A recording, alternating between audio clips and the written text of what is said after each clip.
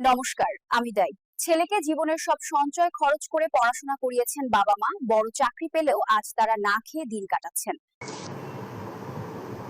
নমস্কার, আমি অরুণাংশু দাশগুপ্ত। 64 বছর 7 মাস বয়স আমার। পাশে আমার স্ত্রী। নমস্কার, মৌসুমী দাশগুপ্ত। আমার 59 ইয়ার্স ওল্ড। আমরা দুজনে আজকে অত্যন্ত অসহায় অবস্থার মধ্যে পড়ে এই ভিডিওটা করছি আর কি, আপনাদের কাছে পেশ করছি। এটা আমাদের আসলে যেটা হয়েছে যে আমরা ভীষণভাবে সংকটপূর্ণ একটা অবস্থার মধ্যে দিয়ে জীবন কাটাচ্ছি। আজকে কেন আমাদের এরকম অবস্থা বা পেছনে কি কারণ ইত্যাদি ব্যাপার এগুলো সমস্ত বিশদে যদি জানতে চান, যিনি জানতে চাইবেন আমাদের সাথে ব্যক্তিগতভাবে যোগাযোগ করতে পারেন। আমাদের বলতে কোনো দ্বিধা নেই বা কোনো কিছু লুকোনোর নেই।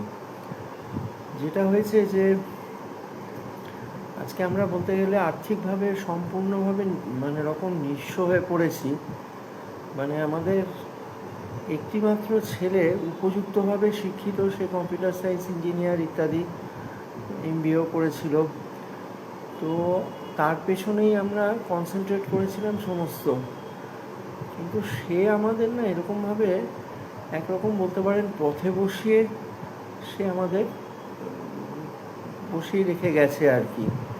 তো গত 5 বছর ধরে আপ্রাণ চেষ্টা করেছি আমার এই সামর্থ্যে যতটুকু যা কিছু করতে পারি। আমি কোনোদিনই খুব একটা পাকাপোক্ত চাকরি কিছু করিনি, কন্ট্রাকচুয়াল সার্ভিস করতাম। তাতে যতটুকু যা রোজগার করেছি তাই দিয়ে ছেলেকে বড় করা, সংসার প্রতিপালন করা, এগুলো করে এসেছি, করতে পেরেছিলাম। এখন দুজনেই বয়স হয়ে গেছে, শারীরিকভাবে আর সেরকমভাবে পারছি না।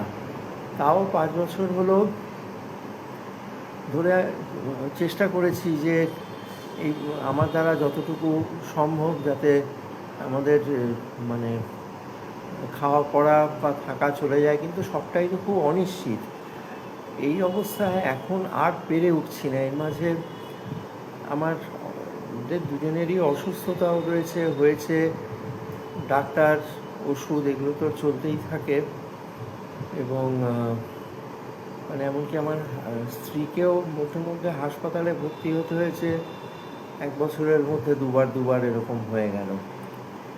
তো এই অবস্থায় আমাদের যেটা আবেদন সেটা হচ্ছে যে আপনারা যারা এই ভিডিওটা দেখছেন বা যাদের কাছে পৌঁছবে, আমি তো জানি না কাল কজনের কাছে যাবে, এটা আমরা বুঝতে পারছি না, বা কজন দেখবেন। আমাদের 3টে ধরনের আর্জি রয়েছে। এক হচ্ছে যে আমাদের যদি এই দুজন বৃদ্ধবৃদ্ধাকে একটা কোনো ব্যবস্থা কিছু আপনারা কেউ দেখে দিতে পারেন আর কি, যেখানে আমরা বাকি জীবনটা অতিবাহিত করতে পারি। একটু খেতে পড়তে পেলাম আর থাকতে দিল কেউ আর কি, এই একটা। আর হচ্ছে যদি আর্থিকভাবে কেউ কোনোভাবে সাহায্য করে মনে করেন যে না, এইভাবে একটা কিছু ব্যবস্থা করা যেতে পারে যেখান থেকে আমরা যেমন আমাদের জীবন এখন অতিবাহিত করছি, কিন্তু সেখানে একটা আর্থিক যোগান রইল যাতে করে চলে আর কি। আর তৃতীয় যেটা, এখানে প্রথম, দ্বিতীয়, তৃতীয় বলে এইভাবে ঠিক ক্রমান্বয় করা বা সিরিয়ালাইজ করার কিছু নেই। এই 3টেই আর্জি। সেটা হচ্ছে যে যদি কোনো ধরুন আইন বিশেষজ্ঞ বা এরকম কেউ থেকে থাকেন, যিনি আমাদের এই ছেলেকে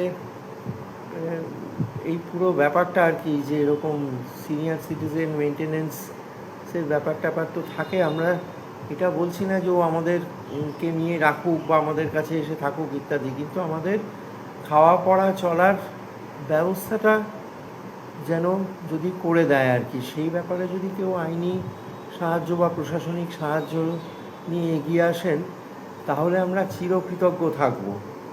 আমরা সত্যি চিরকৃতজ্ঞ থাকব।